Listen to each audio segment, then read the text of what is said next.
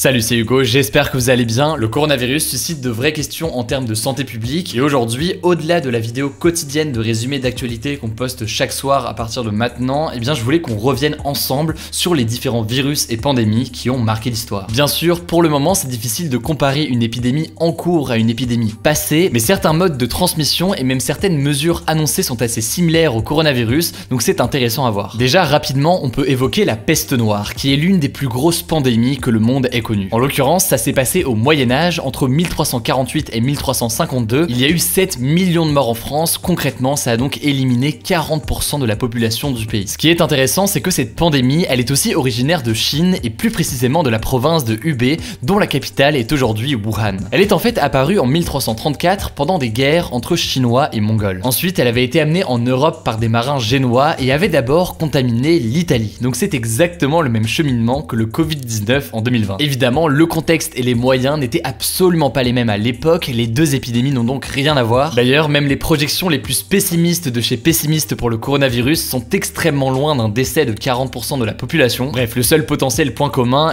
c'est cette coïncidence concernant le parcours. Ensuite, je pense que c'est évidemment important de parler de la grippe espagnole. En annonçant jeudi des mesures pour contrer l'avancée du coronavirus, Emmanuel Macron a parlé de la plus grave crise sanitaire depuis un siècle. Cette phrase, elle n'est pas choisie au hasard, en fait, il faisait référence à la grippe espagnole qui a eu lieu entre 1918 et 1921. À ce jour, elle est toujours considérée comme l'une des pandémies les plus importantes au monde. Elle a tué entre 240 000 et 250 000 personnes en France et fait 50 millions de morts dans le monde, soit environ 2,5 fois plus que les combats de la Première Guerre mondiale. La principale différence avec le coronavirus, c'est que la grippe espagnole avait la particularité de toucher très sévèrement les personnes entre 20 ans et 40 ans. En revanche, la principale similitude, c'est qu'elle a été favorisée par la mondialisation. Alors, à l'époque, évidemment, on était bien loin des longs courriers et du tourisme, mais il y avait la guerre, et c'est en fait à cause des déplacements des soldats que la grippe espagnole s'est propagée. Mais un autre parallèle intéressant, c'est que les autorités avaient à l'époque mis en place exactement les mêmes mesures qu'aujourd'hui pour le coronavirus. En gros, distanciation sociale, quarantaine, isolation, masque et lavage de mains, c'était donc les mêmes recommandations il y a 100 ans, les solutions les plus efficaces lorsqu'il n'y a pas de vaccin. Ensuite, je pense qu'il est important de parler du sida, qui est la maladie causée par un virus appelé le VIH. Même si ces deux épidémies ne sont pas médicalement comparables, il y a tout de même des leçons à en tirer. Juste pour vous donner quelques chiffres, depuis 1981, le bilan des personnes mortes du sida est de 32 millions selon l'ONU-SIDA. Alors évidemment, on est bien loin de ces chiffres alarmants, mais il y a quand même quelques similitudes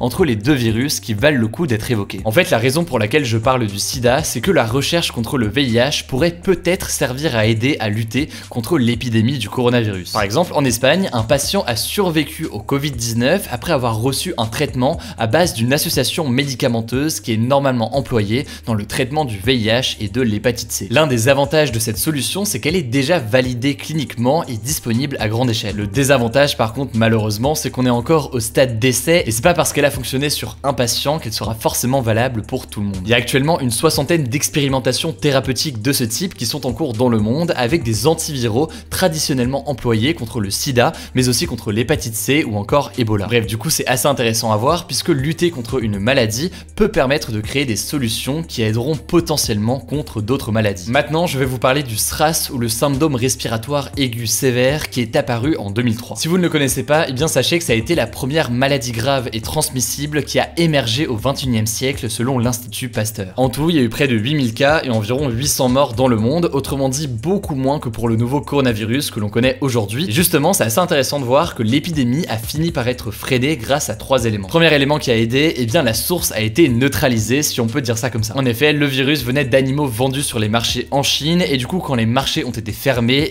forcément, ça a supprimé la transmission de l'animal à l'homme et donc diminué la propagation de l'épidémie. Deuxième chose, en 2003, des mesures de confinement ont été ordonnées à la population. Le SRAS se propageait aussi d'homme à homme et donc le confinement a permis de freiner la contamination. D'ailleurs, si on regarde aujourd'hui, la raison pour laquelle Hong Kong ou encore la Corée du Sud ont été meilleurs et plus réactifs face à ce nouveau coronavirus, c'est qu'ils ont appris de l'époque du SRAS et savent désormais l'importance des mesures. Il y a aussi un dernier aspect qui est important et qui est similaire à d'autres virus respiratoires, c'est l'effet saisonnier puisque finalement le plus gros de l'épidémie était hivernal et s'est arrêté au début du printemps. Attention, là en l'occurrence, le parallèle avec le coronavirus qu'on connaît aujourd'hui, il n'est pas certain. Concrètement, c'est pas parce que la plupart des virus respiratoires se sont arrêtés avec les beaux jours que ce sera forcément le cas pour le coronavirus. Ce sera donc à confirmer ou non dans les semaines à venir. L'une des dernières dernière pandémie que la France a connue, eh bien c'est celle du virus de la grippe A H1N1. En gros, et peut-être que vous vous en souvenez, eh bien c'est une grippe qui est apparue en France pendant l'hiver 2009-2010 et elle a causé la mort de centaines de milliers de personnes dans le monde. Son mode de transmission, c'était plus ou moins le même que pour le coronavirus, avec l'intermédiaire de la toux, l'éternuement ou encore les postillons. Cette grippe, elle a pu être endiguée et il y a notamment un vaccin qui a été développé. Il était très critiqué à l'époque pour plusieurs raisons, je vous mets des liens dans la description si jamais ça vous intéresse, c'est assez intéressant, mais le fait est qu'il a pu jouer un rôle important